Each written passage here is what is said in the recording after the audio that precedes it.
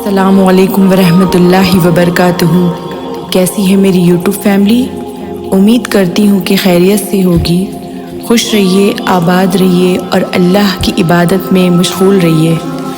بے شک زندگی کا بہترین دن وہ ہے جو آپ نے اللہ کی عبادت میں گزارا۔ اللہ تعالیٰ فرماتا ہے، اے بندے، تو میری عبادت کے لیے اپنے آپ کو فارغ کر لے تو میں تیرے سینے کو غنا سے بھر دوں گا اور تیری محتاجی کو دور کر دوں گا۔ اللہ کی عبادت کا ایک بہت ہی خوبصورت واقعہ پیش کروں گی، مہربانی کر کے پورا ضرور سنیے گا۔ حضرت امام فرماتے ہیں، میں غلام خریدنے گیا، اس نے امام کے ساتھ شرط رکھی کہ وہ دن میں کام کرے گا لیکن رات کو نہیں۔ گھر آ کر جب انہوں نے اس غلام کا نام پوچھا تو اس نے کہا کہ غلام تو غلام کہلاتا ہے، اس کا کوئی نام نہیں ہوتا۔ پھر انہوں نے اس سے کھانے کے لیے پوچھا کہ تم کیا کھاؤ گے؟ اس نے کہا غلاموں کی کوئی چاہت نہیں ہوتی۔ پھر پوچھا کس کمرے میں رہو گے؟ اس نے جواب دیا غلاموں کے کوئی نخرے نہیں ہوتے۔ اور جب امام نے اس سے کمرہ پسند کرنے کے لیے کہا تو اس غلام نے بالکل کونے کا ایک ٹوٹا پھوٹا سا کمرہ پسند کیا۔ بہت ہی محنتی اور فرما بردار تھا وہ۔ اچانک سے جب امام ایک دن تہجد کے وقت اس کے کمرے کے پاس سے گزر رہے تھے تو بہت زور زور سے رونے کی آواز آئی۔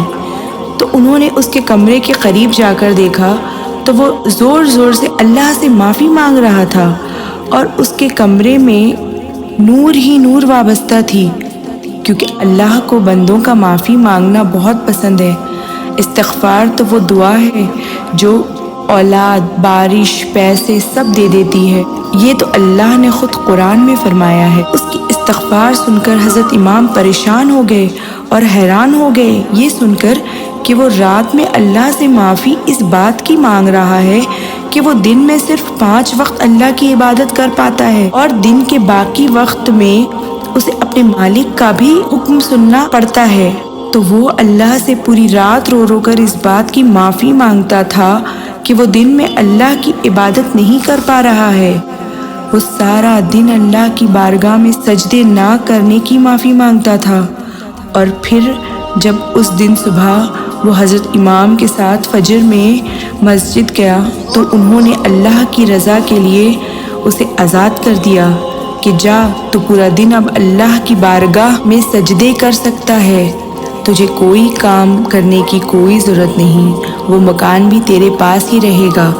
اور جب اس غلام کو اس بات کا علم ہوا کہ حضرت امام نے اسے اللہ سے معافی مانگتے اور استغفار کرتے دیکھ لیا ہے تو اسے اور بھی تکلیف ہوئی کہ اللہ اور اس کے بیچ میں کوئی اور آ گیا۔ سبحان اللہ، کیونکہ اللہ سے محبت تو پوشیدہ ہونی چاہیے، دکھاوا نہیں۔